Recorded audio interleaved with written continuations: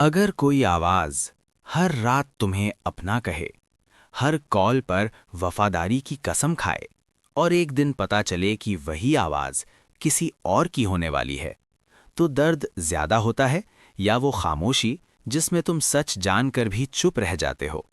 ये कहानी है उस लड़के की जिसने प्यार ऑनलाइन किया, आवाज से रिश्ता जोड़ा और भरोसा रियल समझ लिया, लेकिन जिसे वो मेरी कह रहा था वो असल जिंदगी में किसी और की मंगेतर थी।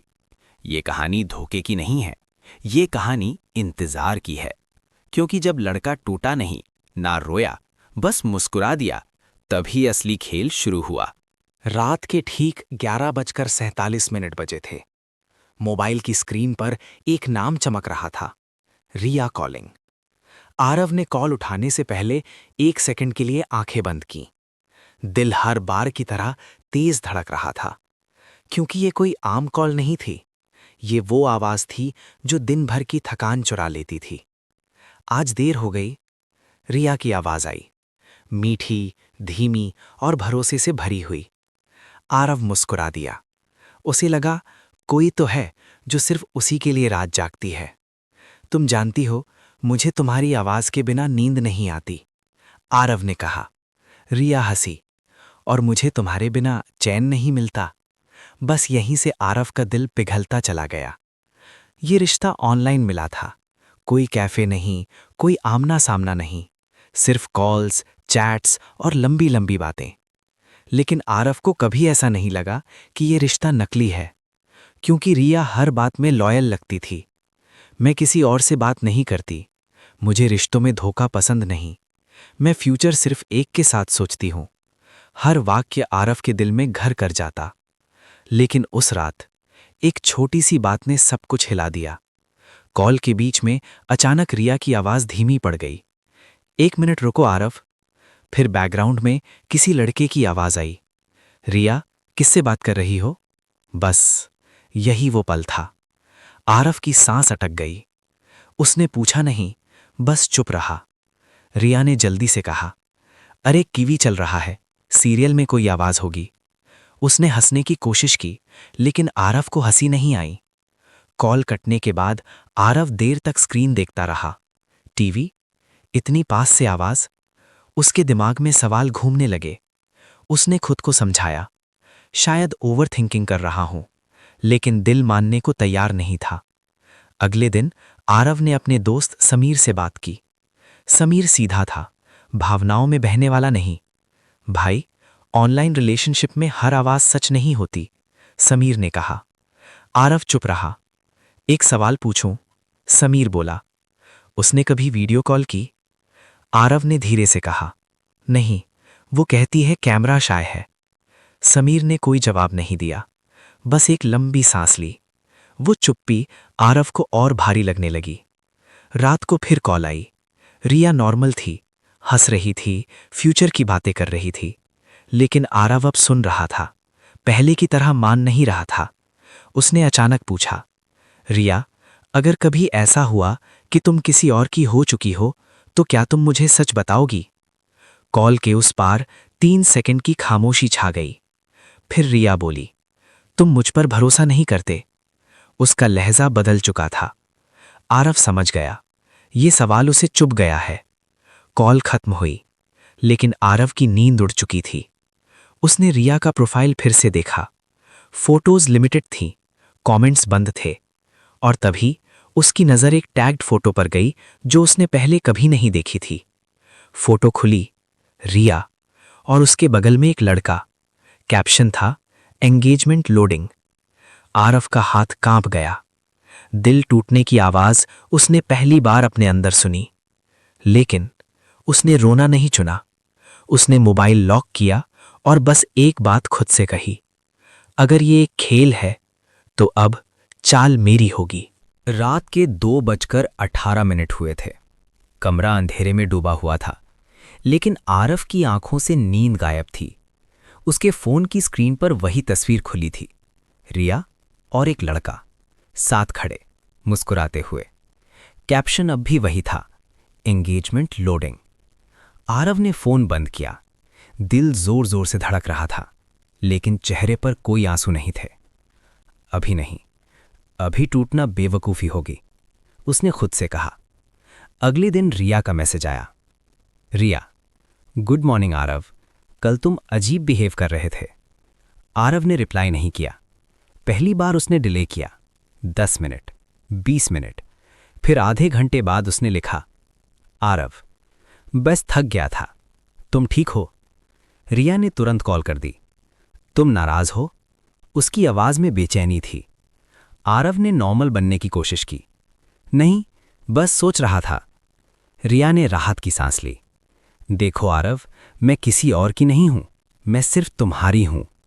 वो वही बोल रही थी जो आरव सुनना चाहता था, लेकिन इस बार उसके अंदर कुछ टूट चुका था। शाम को आरव समीर से मिला। समीर ने उसे देखते ही कहा, तू ठीक नहीं लग रहा। आरव ने फोन आगे बढ़ाया, फोटो दिखा दी। समीर ने एक नज़र में सब समझ लिया। भाई, वो धीमे से बोला, ये एंगेजमेंट फोटो है। आरव ने सिर हिलाया, मुझे पता है। समीर चौंका। फिर? आरव की आंखों में पहली बार ठंडापन दिखा। फिर मैं देखूंगा कि वो कब तक झूठ बोलती है। उसी रात रिया ने फिर कॉल किया। आज तुम बहुत साइलेंट हो, उसने कहा। आरव ने अचानक पूछा, रिया, तुम अपने घर में अकेली रहती हो? रिया थोड़ा हिचकी। हाँ, मतलब मोस्टली। आरव मुस्कुराया, लेकिन वो मुस्कान फोन के उस पार नहीं दिखी। तो फिर वो लड़के की आवाज किसकी थी? सन्नाटा। पूरे 6 सेकंड कोई आवाज नहीं आई। फिर रिया बोली, तुम मुझ पर शक कर रहे हो? उसकी आवाज अब मीठी नहीं थी, थोड़ी सख्त, थोड़ी डरी हुई। आरव ने बात बदल दी। नहीं, बस पूछ रहा था।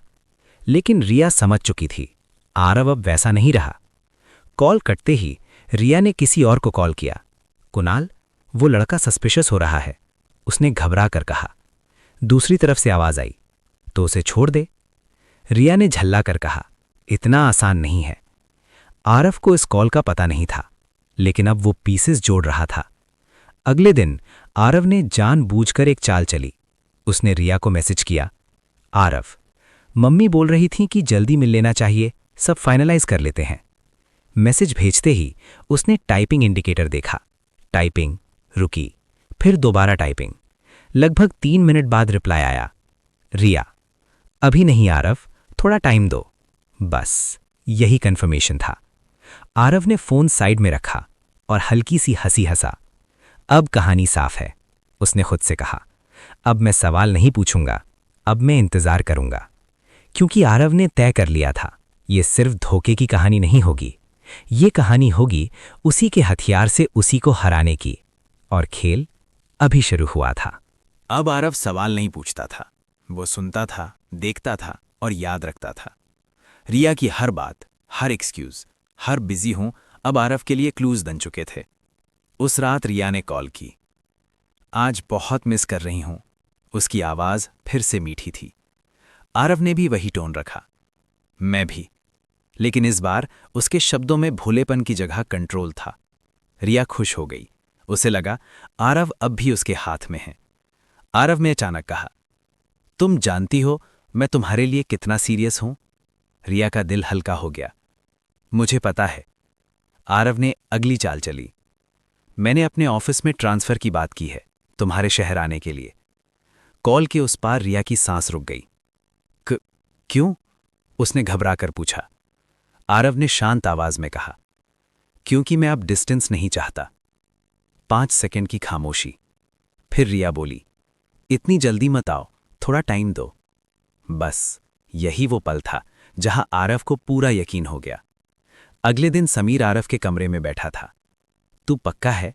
समीर ने पूछा। आरव ने सिर हिलाया। हां, वो एंगेज्ड है। समीर ने गहरी सांस ली। तो अब? आरव की आंखों में अजीब सी ठंडक थी। अब वो खुद गलती करेगी और मैं बस दरवाजा खोलूंगा।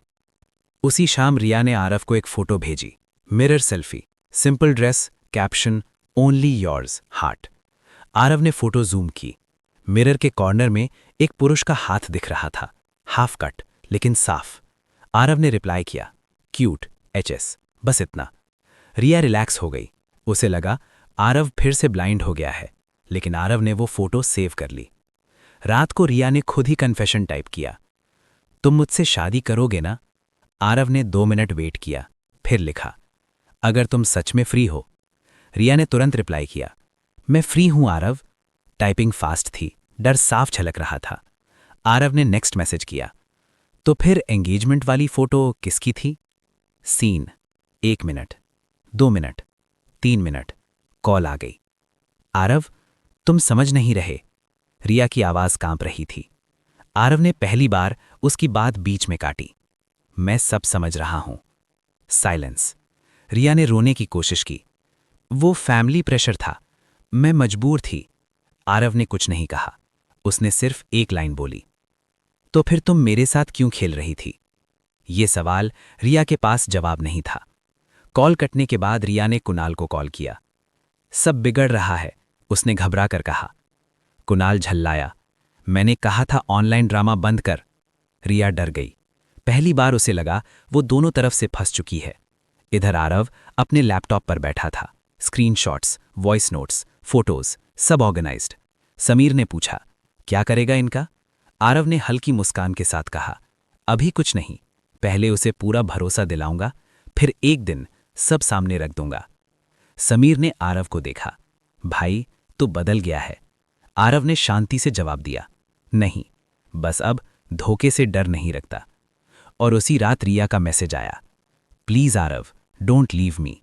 आरव ने फोन देखा और टाइपिंग शुरू की, मैं कहीं नहीं जा रहा। अब रिया चैन से नहीं सो पाती थी। हर नोटिफिकेशन पर उसका दिल धड़क उठता, क्योंकि आरव अब वही नहीं रहा था जो हर बात पर भरोसा कर लेता था। सुबह रिया का मैसेज आया, तुम ठीक हो ना? कल तुम बहुत शांत लग रहे थे। आरव ने रिप्लाई देर से किया, बस थोड़ा बिजी हूं, फ्यूचर प्लान कर रहा हूं। फ्यूचर, ये शब्द पढ़कर रिया के हाथ ठंडे पड़ गए। शाम को आरव ने खुद कॉल किया, रिया, मैं नेक्स्ट वीक तुमसे मिलने आ रहा हूं। फोन के उस पार सांस रुकने की आवाज साफ सुनाई दी। Next week? उसने घबरा कर पूछा। हाँ, आरव बोला, अब और वेट नहीं होता। रिया ने तुरंत बहाना बनाया, अभी घर का माहौल ठीक नहीं है, पेरेंट्स स्ट्रिक्ट हैं, प्लीज समझो। आरव ने उसे टोक दिया, तुमने कहा था तुम फ्री हो। साइलेंस। ये साइलेंस रिया को अंदर तक हिला गया। उसी रात रिया ने कुणाल से मुलाकात की। वो आ रहा है, उसने डरते हुए कहा। कुणाल भड़क उठा, तुम पागल हो क्या? इतना आगे बढ़ने ही क्यों दिया? रिया की आंखें भर आईं। मैं उसे छोड़ नहीं पा रही, उसने धीमे से कहा। कुणाल को पहली बार लगा रिया का कंट्रोल उसके हाथ से निकल रहा है। इधर आरव समीर के साथ बैठा था। लैपटॉप खुला हुआ था। फोल्डर का नाम था ट्रूथ। समीर ने पूछा, तू श्योर है ना, ये सब दिखाना चाहता है? आरव ने बिना देखे कहा, नहीं दिखाना, बस सामने रखना है, फैसला उसका होगा। समीर समझ गया, ये बदला नहीं, ये आईना है। अगले दिन आरव ने आखिरी चाल चली। उसने रिया को वॉइस नोट भेजा, माँ को तुम बहुत पसंद हो, वो कह रही हैं एंगेजमेंट की डेट देख लें। वॉइस नोट खत्म होते ही रिया की कॉल आ गई। आरव प्लीज, उसकी आवाज टूट रही थी, तुम मुझे इस सिचुएशन में मत डालो। आरव शांत था, तो सच बता दो। 5 सेकंड, 10 सेकंड, फिर रिया बोली, मैं एंगेज्ड हूं। बस ये वो पल था जहां झूठ खुद हार गया। आरव ने आंखें बंद की, सांस ली। उसने पूछा, तुमने कब से मुझे यूज किया? उसने पूछा। रिया रो पड़ी, लोनली थी, अटेंशन चाहिए था, मैं तुम्हें खोना नहीं चाहती थी। आरव ने कोई दिलासा नहीं दिया, उसने सिर्फ कहा, तुमने मुझे चॉइस नहीं दी। कॉल कट गई। रिया जमीन पर बैठ गई, हाथ कांप रहे थे। उसे लगा सब खत्म हो गया, लेकिन उसे नहीं पता था अभी असली सच बाकी है। रात को आरव ने एक आखिरी मैसेज भेजा, कल मैं तुमसे मिलना चाहता हूं, सबके सामने। मैसेज सीन हुआ। कुणाल का फोन गिर पड़ा। रिया की सांस तेज हो गई, क्योंकि आरव ने सिर्फ रिया को नहीं, पूरी कहानी को मिलने बुलाया था। अगली शाम कैफे की खिड़की के बाहर हल्की बारिश हो रही थी। आरव पहले से बैठा था, शांत, सधा हुआ। दरवाज़ा खुला, रिया अंदर आई। चेहरा उतरा हुआ, आंखें सूजी हुईं। उसने आरव को देखा और वहीं रुक गई। तुम अकेले? उसने डरते हुए पूछा। आरव ने मुस्कुराकर कुर्सी दिखाई। बैठो। रिया बैठ गई। हाथ कांप रहे थे। तुमने सबके सामने बोला था, उसने धीरे से कहा। आरव ने फोन टेबल पर रखा। सब यहीं है, उसने शांति से कहा। आरव ने फोन अनलॉक किया। स्क्रीनशॉट्स, वॉइस नोट्स, फोटोज एक एक करके टेबल पर रखता गया। ये सब क्या है? रिया की आवाज बाहर आई। आरव ने उसकी आंखों में देखा। ये तुम्हारी कहानी है, बिना फिल्टर। रिया रो पड़ी। मैं बुरी नहीं हूं, बस गलती हो गई। आरव ने सिर हिलाया। गलती तब होती जब तुम सच बोलती। तभी दरवाजा फिर खुला। कुणाल अंदर आया। उसकी नजर रिया पर पड़ी और फिर आरव पर। तुम? उसने तंज में कहा। आरव खड़ा हुआ। मैं ही हूं, वो बोला, जिससे तुम्हारी फियॉन्से हर रात प्यार की बातें करती थी। कुणाल का चेहरा सख्त हो गया। रिया? उसने गुस्से से पूछा। रिया ने सिर झुका लिया। आरव ने कुणाल की तरफ फोन बढ़ाया। सुन लो, उसने कहा। वॉइस नोट चला। रिया की वही मीठी आवाज। तुम्हारे बिना मुझे कुछ अच्छा नहीं लगता। कुणाल का हाथ कांप गया। ये क्या था? उसने रिया से पूछा। रिया फूट फूट कर रो पड़ी। आरव ने बात संभाली।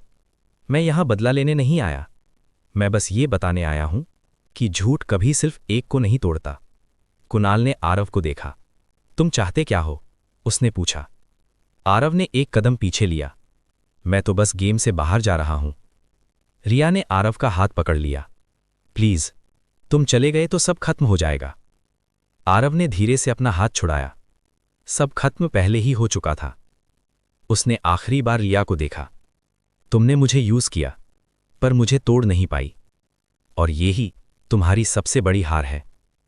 आरव मुड़ा और बाहर निकल गया, बारिश में, हल्की मुस्कान के साथ। अगले हफ्ते समीर ने आरव से पूछा, रिग्रेट? आरव ने सिर हिलाया। नहीं, मैंने प्यार किया था इसलिए हार नहीं माना, पर मैंने अपनी इज्जत बचाई इसलिए जीत गया। कुछ महीनों बाद आरव की जिंदगी नॉर्मल हो चुकी थी। No late night calls, no fake promises, सिर्फ सुकून। और कहीं दूर रिया अब भी उस आवाज को याद करती थी जो उसे सच मान बैठी थी।